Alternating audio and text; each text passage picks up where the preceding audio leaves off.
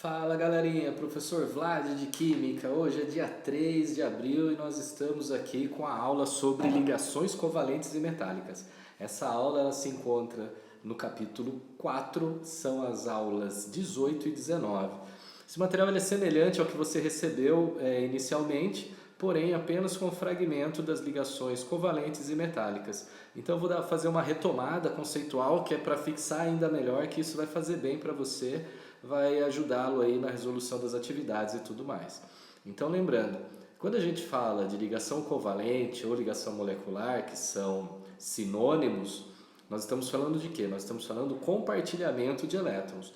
Enquanto na ligação iônica nós falávamos de transferência, agora nós estamos falando de compartilhamento de elétrons, onde ambos os átomos compartilham elétrons para formar o que nós chamamos de pares eletrônicos e aí sim ficarem estáveis de acordo com a teoria do octeto que se mantém, né? Então esse é o tipo de ligação que acontece com ametais, semimetais e o hidrogênio que é um ametal, ok? Importante eu ter essa ideia aí das espécies. Por isso, quanto mais rapidamente você conseguir guardar quem são os ametais, mais facilmente vai entender ligação covalente. Bom, então quando nós temos aí átomos envolvidos entre si, vamos ver alguns exemplos de como isso acontece. Vamos pegar o exemplo do hidrogênio, lá, distribuição 1s1, ou seja, ele tem um elétron na última camada. Quando ele se aproxima de um outro átomo de hidrogênio também, haverá uma atração e eles vão fazer um compartilhamento. Quando eu mostro as duas bolinhas representando os dois elétrons da última camada, nós chamamos isso de fórmula eletrônica ou fórmula de Lewis, ok?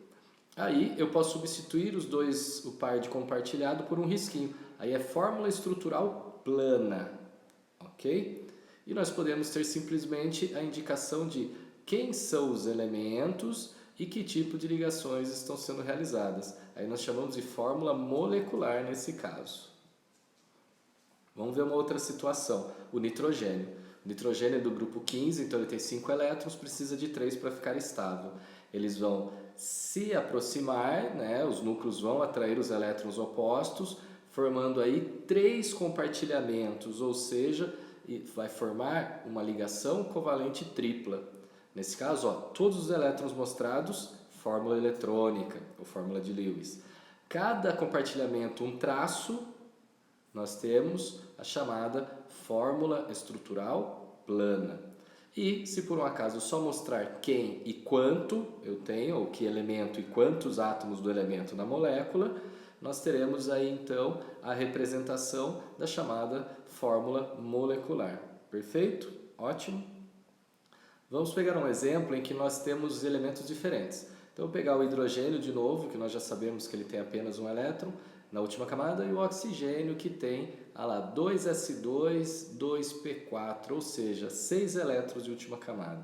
Então, chega o hidrogênio, se aproxima de um oxigênio com 6 elétrons, o hidrogênio que fica estável com 2 ficou estável agora, compartilhou, o oxigênio que tinha 6 foi para 7, dando possibilidade de um outro átomo de hidrogênio também se aproximar, estabilizar-se com 2 e a molécula está aí com 8. Veja a fórmula eletrônica, substituo os compartilhamentos apenas com traço, sumo com os elétrons livres, fórmula estrutural, e quanto a fórmula molecular, H2O. Ok? Perfeito? Ótimo. Nós podemos ter um tipo de ligação covalente também que era um pouco diferente. Diferente em que sentido? Diferente por quê? Porque quando um átomo central já realizou todas as ligações covalentes e ainda tem elétrons livres, ele pode fazer essa ligação que nós chamamos de ligação dativa ou ligação coordenada. Tá? Mas lembre-se, isso só é válido quando as ligações covalentes já aconteceram. Tá? Ou seja, o octeto já foi realizado e ainda sobraram pares eletrônicos no nosso átomo central. Veja o exemplo do SO2. Se eu aproximar o enxofre do grupo 16 com oxigênio também do grupo 16, ou seja, 6 elétrons em cada um dos núcleos, eles só precisam fazer 2 compartilhamentos, correto? 6, 7, 8. E aí fica estável com a molécula do monóxido de enxofre, SO. Mas vejam que os 2 átomos eles têm elétrons que não estão fazendo ligação. Então, se um outro átomo de oxigênio se aproximar do enxofre, e tendo estabelecido já a estabilidade com 8, esse átomo de enxofre pode ceder um par inteiro de elétrons para o oxigênio que precisa de um par. Isso funciona aos pares. Então, esse tipo de ligação nós chamamos de dativa. Veja, fórmula eletrônica ou de Lewis, a fórmula estrutural, olha lá, 2 compartilhamentos, 2 risquinhos.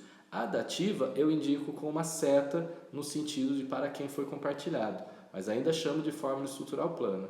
E depois, quem são os elementos e quanto eu tenho dos elementos, olha lá, SO2, a nossa fórmula molecular que permanece. Ok? Claro, existem algumas situações que para facilitar a sua vida, a página 158 tem uma tabelinha que mostra que elemento de que grupo pode ou não fazer ligações dativas. Então depois observe, dá uma olhada na tabelinha da página 158 que vai mostrar, de acordo com o número de compartilhamento, o número de dativas que podem acontecer aí na sua estrutura. Vamos ver esse exercício, olha o que ele está perguntando no finalzinho da história. Se considerarmos a molécula de CO2 e uma de SO2, podemos afirmar que o número total de elétrons compartilhados em cada molécula é respectivamente igual a... Então veja que nós temos aí o desenho, a fórmula estrutural plana do CO2, olha lá, 2 ligações duplas, e a fórmula do SO2, uma dupla e uma dativa. Cada tracinho, cada ligação covalente é um par de elétrons. Então no CO2 eu tenho 1, 2, 3, 4 tracinhos, então 4 vezes 2, 8 elétrons compartilhados. Já no caso do SO2 eu tenho 1, 2 tracinhos, então 2, 4 elétrons, mais a dativa que equivale a outros 2, 6. Então a resposta final, 8 e 6 elétrons compartilhados aí na molécula do CO2 e do SO2, respectivamente. Você vai ver lá no primeiro slide que vocês têm, que não tem a minha imagem, tem só o slide, que existem algumas exceções à regra do octeto. Vou falar das duas principais aí. Nós temos o caso do elemento químico berílio. O que acontece com esse elemento químico? Ele não fica estável com 8, ele fica estável apenas com 4.